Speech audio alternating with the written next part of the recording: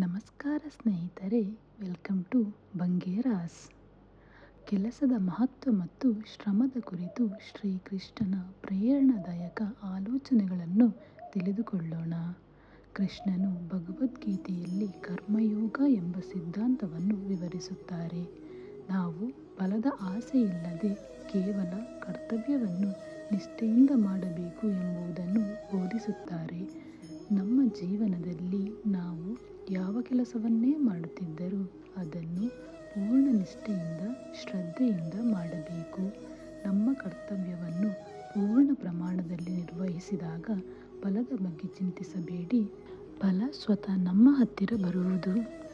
ದೊಡ್ಡ ಚಿಕ್ಕ ಕೆಲಸವೆಂಬ ಭೇದ ಬೇಡ. ಕೆಲಸದಲ್ಲಿ ಯಾವತ್ತೂ ದೊಡ್ಡದು ಚಿಕ್ಕದೆನ್ನುವುದೇ ಇರುವುದೇ ಇಲ್ಲ. ಮುಖ್ಯ ವಿಚಾರ ಏನೆಂದರೆ ಕೊಟ್ಟ ಕೆಲಸವನ್ನು ನೀವು ಶ್ರದ್ಧೆಯಿಂದ ಮಾಡಬೇಕು ಅಷ್ಟೇ. ಯಾವಾಗ ಕೆಲಸವನ್ನು ನೀವು ಆಸಕ್ತಿಯಿಂದ ಮನಸ್ಸಿಟ್ಟು ಮಾಡುತ್ತೀರೋ ಅದಕ್ಕಿಂತ ಖುಷಿ ಮತ್ತೊಂದಿಲ್ಲ. ಶ್ರೀಕೃಷ್ಣನ ಜೀವನವನ್ನೇ ನೀವು ಉದಾಹರಣೆಯಾಗಿ ತೆಗೆದುಕೊಳ್ಳಿ. ಮನಸ್ಸು ಮಾಡಿದ್ದರೆ ಶ್ರೀಕೃಷ್ಣನಿಗೆ ಕುರುಕ್ಷೇತ್ರ ಯುದ್ಧ ಗೆಲ್ಲೋದು ದೊಡ್ಡ ವಿಚಾರವಾಗಿರಲಿಲ್ಲ. ಆದರೆ ಕೇವಲ ಒಬ್ಬ ಸಾರಥಿಯಾಗಿ ಕೃಷ್ಣನು ಅರ್ಜುನನ ರಥವನ್ನು ನಡೆಸುತ್ತಾನೆ. ಇದೇ ನಮ್ಮ ಜೀವನಕ್ಕೆ ದೊಡ್ಡ ಪಾಠ. ಕೆಲಸ ಯಾವುದಾದರೇನು, ಆದರೆ ಅಲ್ಲಿ ಆಸಕ್ತಿ, ನಿಷ್ಠೆಯೇ ಮುಖ್ಯವಾಗುತ್ತದೆ. ಜೀವನದಲ್ಲಿ ಏನೇ ಆದರೂ ನಾವು ಕುಗ್ಗಬಾರದು. ಏಕೆಂದರೆ ಆಗುವುದೆಲ್ಲ ಒಳ್ಳೆಯದಕ್ಕೆ ಎಂದು ಶ್ರೀಕೃಷ್ಣ ಹೇಳಿದ್ದಾನೆ. ಏನೇ ಆದರೂ ಅದರ ಹಿಂದೆ ಒಂದು ಕಾರಣ ಇದ್ದೇ ಇರುತ್ತದೆ. ದೇವರು ಒಂದು ಪರಮೋಚ್ಚ ಶಕ್ತಿ. ನಾವೆಲ್ಲರೂ ಅವರ ಮಕ್ಕಳು.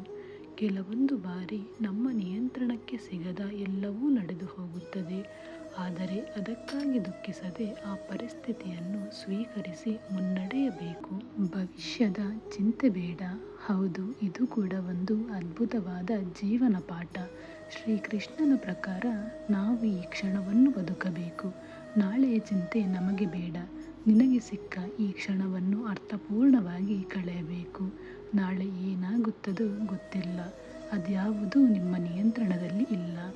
ಯಾವುದೇ ಸಾಧನೆಯಾದರೂ ಅದು ಚಿಕ್ಕದೇ ಇರಲಿ, ದೊಡ್ಡದೇ ಇರಲಿ, ಅದನ್ನು ಹರ್ಷದಿಂದ, ಸಂತೋಷದಿಂದ ಆಚರಿಸೋಣ. ನಮ್ಮ ಸಾಧನೆಗಳಿಗೆ ನಾವು ಖುಷಿ ಪಡುವುದರಿಂದ ನಮ್ಮ ಮನೋಬಲ ಹೆಚ್ಚುತ್ತದೆ.